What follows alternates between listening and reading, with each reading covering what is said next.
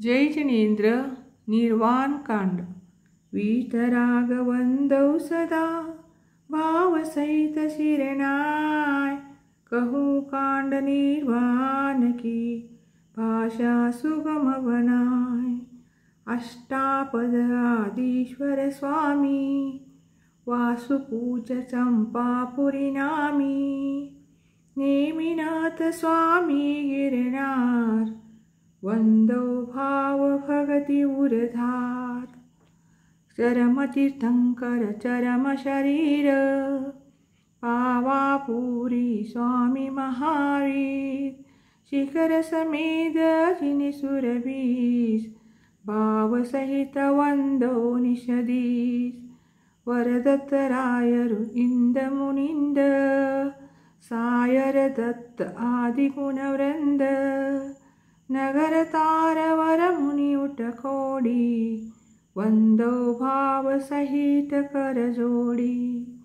श्री गिरनार शिखर विख्यात कोडी 72 अरु 107 शंभु प्रद्युम्न कुमार दैभाय अनिरुद्ध आदि नमूत सुपाय। रामचंद्र के सुत दैवीर लाड नरेंद्र आदि गुणधीर पांच कोडी मुनि मुक्ति मंजार पावागिरी वंदो निरधार। पांडव 3 द्रविड राजन 8 कोडी मुनि मुक्ति पयान। श्री शत्रुंजय गिरिकेशीस भाव सहित वंदो निषदीस। जे बलभद्र मुक्ति में गए 8 कोडी मुनि और भये।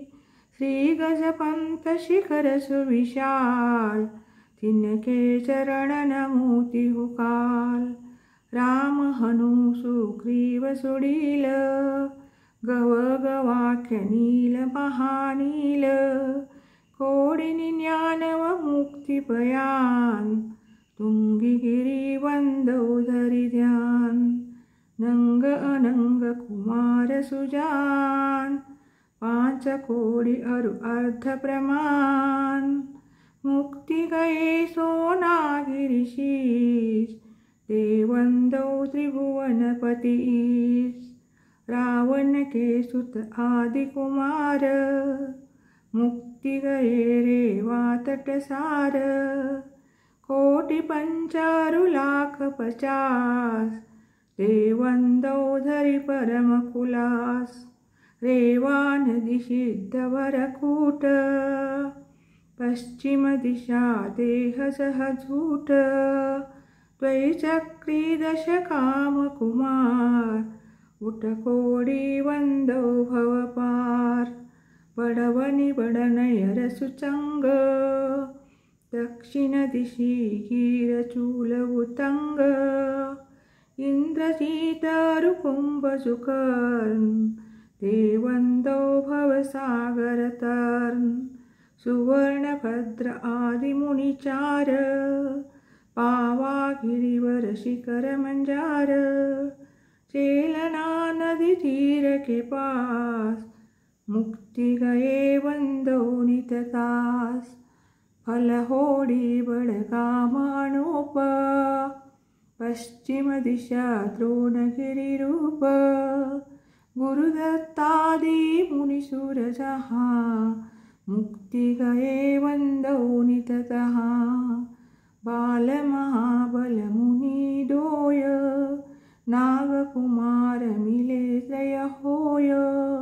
श्री अष्टापद मुक्ति मजार ते वंदो नित सूरत सभार। अचलापुर की दिशा ईशान तहाँ मेंढगिरि नाम प्रधान।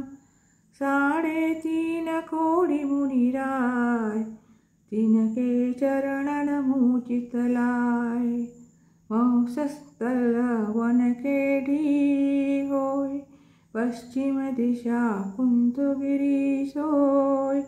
कुलभूषण देश भूषण नाम जिनके चरणानि करू प्रणाम। दशरथ राज के सुत कहे, देश कलिंग 500 लहे।